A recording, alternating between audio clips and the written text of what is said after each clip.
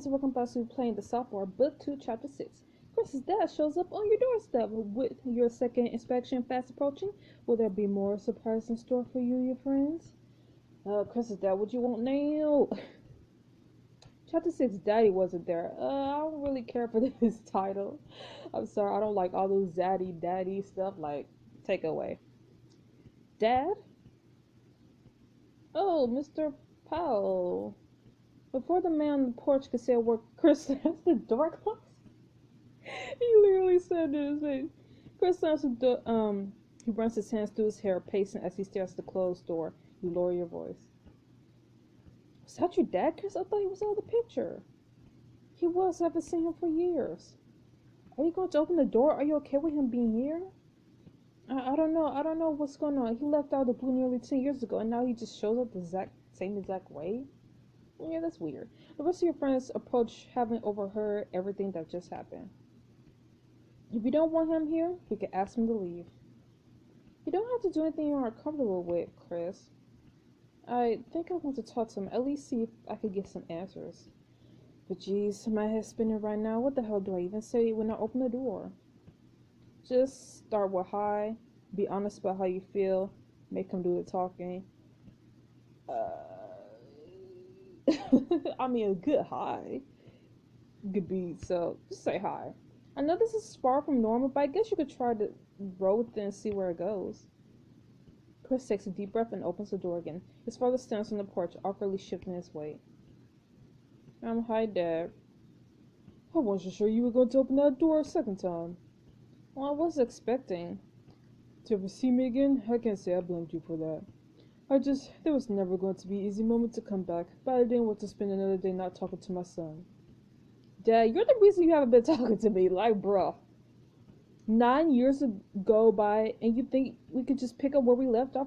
I'm sorry, but I just don't see how I feel about seeing you yet. Of course not. His eyes start over to you and your friends. I'm sorry to drag you all into the middle of this awkward family reunion. This is Kaitlyn, Zach, Becca, Abby. Chris points out each friend in turn, ending with you. And Luna, we all lived here together. It's a pleasure to meet all of you. It's nice to meet you, Mr. Powell. Are you going to apologize for abandoning Chris? What the heck are you even doing here? I'm gonna be nice. Please, call me Frank. Okay, Frank. Okay, Frank. Then I'm not going to pretend that this isn't all very weird for me right now. I've heard a few things about you, but I don't know much about you at all. I'm sure what you do know about me isn't very good. He frowns apologetically at Chris. Chris, I come tonight to ask you for forgiveness. I don't expect it immediately, but I hope that in time you can make peace with your own man. Excuse me for interjecting when it isn't exactly my place, but you can't expect forgiveness just by asking for it. Some of us have heard a bit about your history, so you can't fault us for being wary. She gives Chris a quick look as though she's worried she said too much. Becca's right, Dad. This is all a lot for me to process, but I guess I appreciate explanation if nothing else. He looks around at the rest of you. Y'all exchange glances and absorb those shrugs. Finally, Zach speaks up. If Chris wants to invite you inside for a little bit, Mr. Powell, I think we're all okay with that. I could whip up some tea or hot chocolate for all of us, since we all just got back too. What do you say, Dad? Want to come in for a little bit? I love that. Y'all lead Chris's dad inside and perch awkwardly on the couches. There's so much I want to know, Chris. What you doing if you're happy? How about we start with my questions? What are you doing here? Why now? Why did you leave us? Chris, I want to answer all of your questions. I don't understand if you're angry at me for walking out all those years ago. He looks over at the rest of you nervously. We can give you two some space. The rest of your friends start to head out of the room, but when you stand, Chris grabs your wrist. No, please stay. Dad, anything you have to say, you can say in front of Luna, but not everybody else. Frank nods acceptance and wait until the rest of your friends have gone upstairs before talking. Chris, the truth is, all those years ago, I just didn't like the life I was living. I didn't like the man I was. I wasn't happy and somehow I convinced myself that leaving was the solution. Obviously, that was a mistake. Are you saying you weren't happy being my dad, AJ and Kyle's dad? No, you and your siblings were always the best part of my life. I just felt like I wasn't providing enough for you to warrant sticking around. I thought you were better off without me. And maybe I was right. Look at you. You seem to be doing so well for yourself. What? No, don't say that. Why would you say that? I guess I've been doing okay. Okay, Chris has been doing amazing things. He's captain of the football team, student body president. Is that still a thing? Making every day brighter than the last. So corny, but I love it. I love corny stuff. But he's captain of the football team. He was pretty nervous when he was first handed the reins, but he grew into the position, became a captain his team could really rely on. He brought them all the way to the national championships, and as a sophomore, no less. I'm so happy to hear that you're thriving here at school, Chris. I read about your football triumphs. He smiles as he digs through the bag he brought and pulls out a copy of the nightly news. You seem to crop up in this paper pretty often, huh? You been keeping track of my accomplishments? I missed you for years. I'm so incredibly proud of what my boy has achieved and so ashamed that I haven't been there to support you. But that's all going to change. In fact, I've got a really promising job interview lined up in Northbridge in a few days. Northbridge, huh? Northbridge? What are you saying? I just moved there. I want to be close to you. I want to be your dad again. Well, Dad, I don't know what to say. I'm sure this has all been a bit overwhelming, but I don't want to give you some time to mull it over, and maybe we could get during this week. And then I promise I'll explain everything. I like that. How about Monday? Frank grins wildly and tears from his eyes. Before you or Chris can react, he grabs Chris in a hug. Chris is too surprised to do anything, but Frank doesn't seem to notice, pulling back with a beaming smile. I'll see you Monday then, son. Frank leaves, and you and Chris sit in silence for a while. Are you okay? I'm in total shock. This is the last thing I ever expected. I don't know if he could follow through on his promise of making things up to me, but I want to believe him. What do you think, Luna? I think no matter what, you can handle this. He seems suspicious. He's being sincere. You can handle it. Your dad may or may not be a good guy, but I know you, and you're amazing, strong, and resilient. Chris Powell can overcome anything the world throws at him. I appreciate the vote of confidence, but I don't know if I could deal with my dad showing up only to leave again. If he does, then you'll know for sure what a lousy person he is, and you won't waste any more time on him. It'll be sad, but you know we'll help you get through it. And if he ever tried to show you his face again, we'll totally kick his butt for you. That actually makes me feel lot better. Thanks, Luna. Hey, so you're up for this dinner? I'm cautiously excited. It's weird. Part of me actually hopes I'll impress him even after everything he's done. He's still my dad, and I guess I just instinctively want his approval. Chris, I think it's safe to say you'll have no problem impressing him. He's the one who should be working for your approval. If you're feeling hopeful, then all I want is for things to work out for you. You give Chris a tight hug. You got this, Chris. Thanks, Luna. Now, I bet you're exhausted. The festival, book release, and all of this. Yeah, I could definitely use some sleep, and so could you. You've been through a lot today, too. The two of you wish each other a good night and part ways. You curl up in your bed for some much-needed sleep. Wow, Monday arrives before you know it. You wake up easily knowing that your house inspection is later that morning. Sighing, you get up to pick out your outfit for the day. What was the other outfits? I forgot what they were. What is this? Yeah, I'm gonna go with it.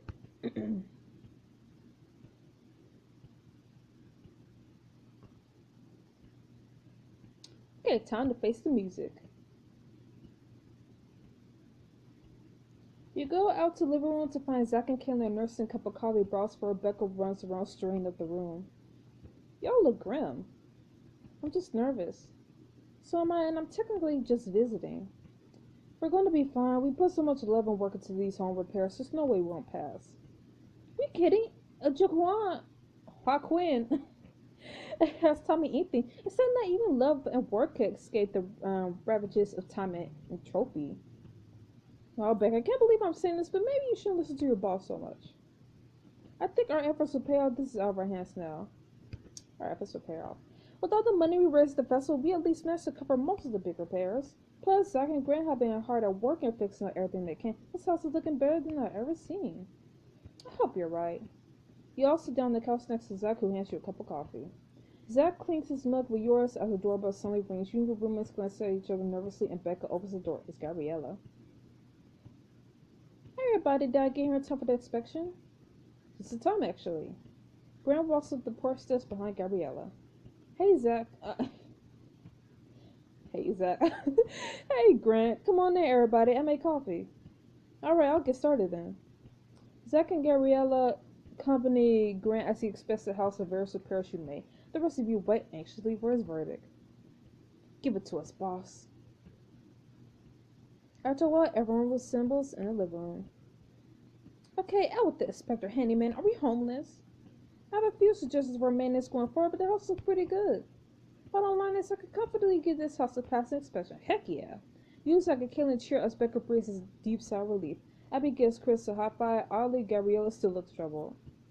I should warn you that this house hasn't aged well. Addressing its maintenance needs is going to be an ongoing process.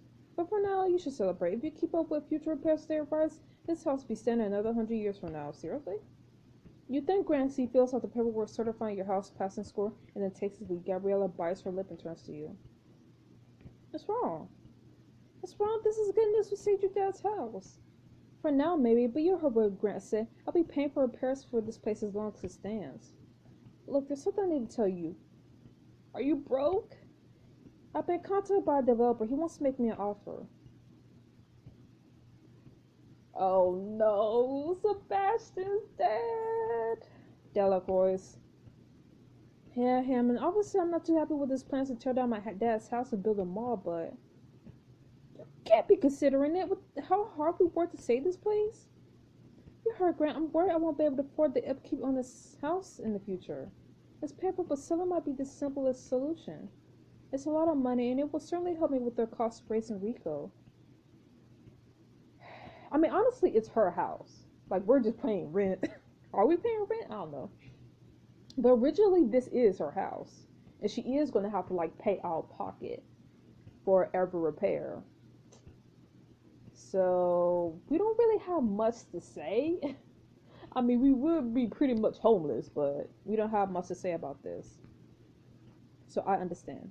I know you don't want to see this place destroyed. It's your dad's house, after all. But after everything we've gone through, I get how it might feel like an impossible task to keep up with. Thanks for understanding. The truth is, I haven't made a decision yet. I even told Delacroix that I had tenants who were dedicated to fixing up the house. I'll hold off for a while longer, but he gave me a time limit to decide. If I want the offer, I've only got a couple months to take it. I can't just give up. We have until around the end of the school year, but if we don't figure out something by then, you'll have to look for your new place to live your junior year. That's the best I could do for you. Gabriella leaves and your housemates stand in stunned shock. What now? After everything, we're still going to lose the house? No, wait, I'm not letting Delacroix developments get their hands in this place. Come on, guys, we can't give up now. Not when there's a chance that we could still find a solution. I'll text Raina. She knows a little bit about Delacroix developments, so she might have some ideas. Let's hear what she has to say. See, that's our Luna. Already has a game plan. Heck yeah. Well, this girl's game plan is to get to class, then band practice after that. I guess we got time to figure out what to do about the house, which is good because I have work tonight. And I have dinner. I guess that makes it you and me tonight, Zach. How about a de-stressing night in? I'm down. See you tonight then. All of you head off to campus in your separate classes. You arrive home before any of your housemates that evening and flop down your bed to do some homework. There's an uncle to you, though. Come in. The door opens and Chris comes inside. Hey, Luna. What's up, Chris? You sit up and pat the bed next to you. He drops a bag by the door and sits, tapping his foot restlessly. I'm about to go meet my dad for dinner. This is huge, Chris. How are you feeling? I'm nervous as hell. Now, I don't know if it's nerves or what, but I guess I'll just like to look extra put together when I see him. Oh, it's time for the makeover! I want to show what I'm doing if I wow him, but I don't know if I'm trying to prove it to him or myself. Is there anything I can do to help? Care to help me with one of your specialties? And I don't mean a pep talk this time. I was thinking of a makeover. So that's what's in the bag. Yeah, I've got a couple different looks in mind. Maybe a blast from the past or something completely new. Awesome, let's see him. Dang, Chris! Main attraction, channel main winters by cozying up in this sweater. Jesus, dude. What? You look like a preppy boy. You literally look like you belong in a preppy boarding school. I love it. But get out of here. And Chris's old look. Keep it simple and it's a classic look. Now I like Chris's regular look. I mean, I know everybody hates his hair, but I find his hair just completely alright. Like, there is nothing terrible about it. I think you already look good. You don't need to change yourself to impress your dad, Chris. I guess you're right. This sweater's incredibly comfy too.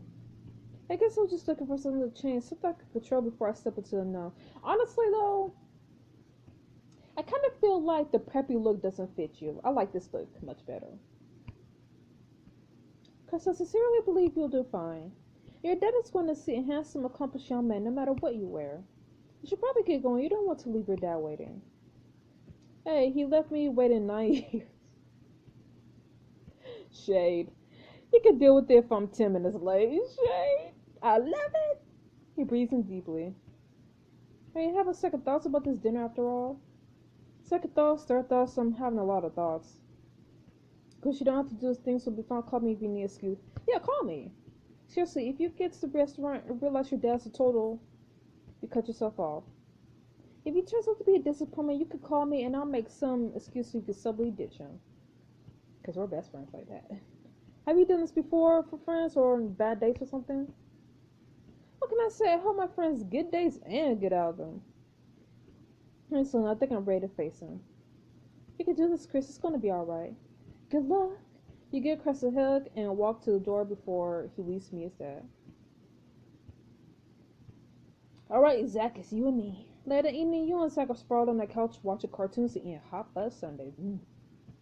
$10 says the Tasmanian tiger catches the platypus this episode. Zach, why would you make that bet? The Tasmanian tiger is never going to catch that platypus. Perry the platypus. The doorbell rings and Zach hits the pause button. I wonder who that could be. He follows Zach to the door. When you open it, a well-dressed older man stands to your porch smiling pleasantly. No, this is Sebastian's dad, isn't it? Kaitlyn, you must be Luna and Zach, correct? Yes, can we help you? I expect so. My name is Dorian Dillacrest, and I spoke with your landlady recently. I was hoping I could come inside for a quick... Dude, why are you here? It's rather chilly out there. Mr. Dillacrest, you absolutely cannot come in. As long as it's quick. Fine, whatever. He was half reluctantly moved aside Mr. Dillacrest strides and looking around the interior of the house. First of all, thank you for your consideration. I realize that you may see me as a visitor of sorts. I'm pleased that you have the courtesy to host me in your home nonetheless. I'll keep this short. Gabriella Vasquez informed me that you don't want her to take the deal I'm offering. Of course we don't want her to take the deal. You've been trying to sabotage the place and get it demolished from the start. Give over, I don't know what you're talking about. What? Don't play dumb. You had your son sabotage a boiler. We could have died. I don't know. I didn't make my son do anything. He has a flair for the dramatic, and I'm sure you're aware, and a tendency to behave stupidly when he's upset. It seems like you have a rather historic, what? Words? Yourself, Zach. I assure you any danger to you comes from the house itself. What? All homes like these are just a few accidents away from inhabitable. It's best for everyone that this really gives way to progress. That sounds like a threat. And it sounds like you have a paranoid streak. If you're concerned about where you go, I wouldn't dream of leaving such admirably driven young people out in the cold. I have innumerable connections. I would happily set you up in some of the city's finest apartments with a generous stipend for rent. So we could be in your debt? No. He pulls out his checkbook and thumbs through it carelessly. Are you seriously trying to bribe us right now? Of course not. It's called negotiation. I simply want to come to a mutually attractive agreement. There's nothing attractive about this. He took Gabriella to accept my overly generous offer to buy a decrepit property, and I'll make sure you face no other housing or financial security. Wow, Mr. Delacour, like father, like son, huh? Get out of our house. That's actually tempting. Like father, like son, huh? That's absolutely despicable, but I guess we shouldn't be surprised since Sebastian was willing to bribe Chris last year. Now we know where he learned that kind of behavior. Please, don't love me when my son has enormous failures. He's weak-willed and frankly quite dumb and so... Okay, hold on. Hold on. Sebastian might have done a lot of things, might have pissed a lot of people off. But you, sir, do not insult your own son. You just don't do that. And I'm about to stand up for Sebastian. And now I see where he gets his tendency to tear other people down. How can you talk about your son like that? Exactly! Yeah! I'm too excited. I did come here to discuss Sebastian. I came to inform you that your hypocrisy here is going to end sooner or later. Well, all of your scheming didn't get our house condemned. We passed the city inspection. It's charming that you think that would even slow me down, but we all know this comes down to Gabriella's decision. She may have a soft spot for you, but when push comes to shove, she'll be thinking about providing for her son. This house is a large expense, and she's got too much pride to let you cover the cost with your little fundraisers. So I don't need to bribe or threaten you, whatever you might say. I just need to let time do its work. Mr. Delacroix opens the front door but turns to look at you one last time. Have a splendid evening. With that, Mr. Delacroix sweeps out the door, leaving you as a dumpster. Oh my goodness. Before you can say anything, the door opens again. Chris comes in. Who was that? Our worst nightmare. Dorian Delacroix. He was throwing his weight around, trying to get us to back off. You must have to explain your encounter with Mr. Delacroix. Chris sighs. Just one thing after another these days. But what about dinner with your dad? How'd that go? I'm still feeling cautious, but cautiously optimistic. I had a nice night. I'm happy to hear that. I still don't know exactly how to feel about him, but I'm actually excited to meet up again. Maybe you should show him around campus, find out more about him, talk to your mom about this. Just find out more about him. You mean like doing an internet search on him? Do you think he's not who he says he is? I just meant spend more time with him, figure out what kind of man he is. But honestly, checking the web might not be the worst idea. I'm sorry for being skeptical. No, I'm really grateful you're looking out for me. I think I'll call my mom and get her take. I don't want to keep something this big from her. I'm just glad the dinner went well. Thanks, you guys. Me too. I'll let you know how things go. I'm gonna sleep on it for now. I've got a lot on my mind. Of course, good night, Chris. Zach says good night as well, and you all head up to your respective rooms. Ooh, a lot has been happening. As you pull up in bed thinking about the events of the day, you pull out your phone and dial your home number. Your dad answers. Hey, sweetie, I haven't heard from you in a while. It's late. Are you okay? I'm fine, Dad. I just wanted to hear your voice, and I want to say that I feel so lucky that I have a dad who's been there for me my whole life.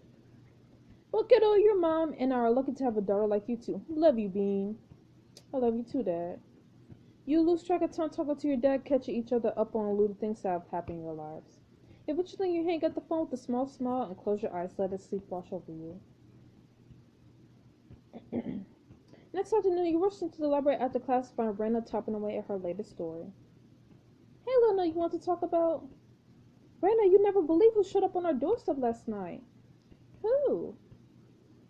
Dorian Delacroix, as in the owner of Delacroix Developments. What? What do you want? He wants to buy Gabrielle out. He approached her with what sounded like a hefty sum, and when she didn't sign the agreement, he came to the house to try to bribe us. That doesn't surprise me. He has a reputation in the real estate world for being driven, persistent, and utterly ruthless, and he usually gets what he wants. If he's that determined, we'll need to work twice as hard. If he thinks he could just walk all over us with his power position and limited resources, we won't let him do with it without a fight. That's the spirit. Listen, Raina, you still have contacts from your last article about the development, right? Would you be able to do some digging for us, see if there's anything we could use to keep the house out of Delacroix's hands? If there is, I'll find it. Really? After all the work you put into revitalizing our paper last quarter, it's the least I could do. Thank you so much, Raina. Don't thank me just yet.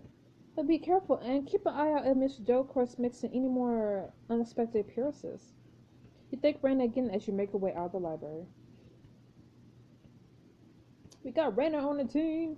As you cross the campus, you stop by the dance studio, and when you walk in, you see Zig in a stretchy leotard warming up by and say, Hey, Zig. Dang, dude.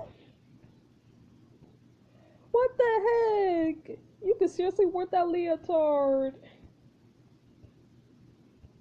You looking sharp, my man. What can I say? It turns out it's easier to move in a leotard. Are you getting ready for practice? You'll have to show me your moves one of these days. For sure, I promise I'll let you know when we're performing. How's life outside the dance? I want to check in and ask if there have been any updates on the Manny stuff. Nope, I haven't even heard from him, thankfully. Are you feeling okay about it all? Well, I'm still conflicted, but as long as our paths don't cross, it all feels pretty distant. And dance has been a good outlet for any pent-up negative feelings. That's good. I've been getting along with my teammates too. It's weird, but I've been hanging out with Chelsea a little, if you could believe that. I don't. And stranger things have happened. I'm glad you're making friends. Yeah, she's actually pretty cool, and I'm digging dance both as an art form and a way to meet new people. Zig, it sounds like you're thriving. Who are you and what did you do to Zig Ortega? Sounds like you're thriving. You're enjoying being part of a community, making friends. Thanks for the status report. Hey, aren't I allowed to be happy for you? Of course, the kicker is I'm pretty happy for me too. I don't know if I'll be doing all this while you believe in that cut, so yeah, thanks. Uh, and hey, if you want to hang out in the studio with me, I could use a practice audience to help me rehearse. Ooh, what have you been practicing? The whole shebang, a little bit of jazz, a little bit of contemporary, some hip hop, some ballet. Wow. I'm becoming even more multi-talented than I already was. You'll be impressed. Wow. I would love to see it. A lot has happened. I didn't even realize what to talk about it. Not right now, house stuff as usual. I'll give you details later. For now, just have fun with your dance practice. I need to go reunite with some of that leftover cake from the book lunch. He gives like a hug and wave as you head back towards your house. By the time you get home, you're exhausted. I'm exhausted too. You let your bag sink into the floor with a groan, and Abby comes out of the kitchen. Long day? Let's say it's been an interesting day. You? Oh, this econ class is kicking my butt. We head to the kitchen. Thankfully, I saved a handy short-term cure for college stress in the fridge. You open the fridge. What the? No! What is it? What's wrong? My cake is gone. I put my cake in the fridge and now it's not here. You look around the room and also play dotted with crumbs and Abby.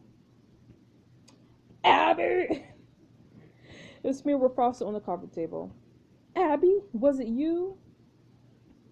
I'm sorry, Luna, I didn't know anyone was saving it, girl. We gotta talk. How could you? Is it that big of a deal? Chip, you don't even live here.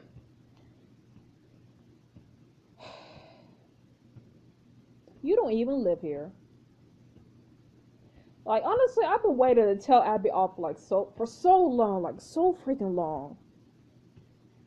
So which one can I tell her off? It wasn't yours, so I was looking forward to that cake all day. I don't know. I'm gonna say it wasn't yours. I feel like that's telling someone off. It was wrapped in everything. That wasn't a clue. Becca forgets food in the fridge all the time. The last leftovers of hers I threw out was practically sentient.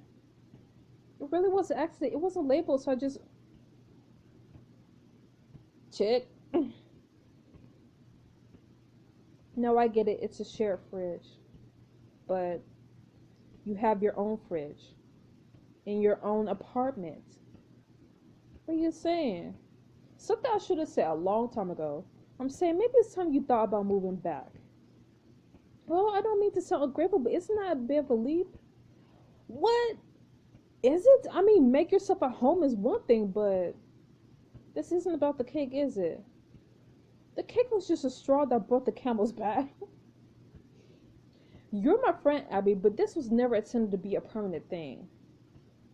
I get it, I really do. Do you? But not the Abby. You need to talk to Tyler. Is Abby's time in your house almost up? Find out in the next chapter of Sophomore.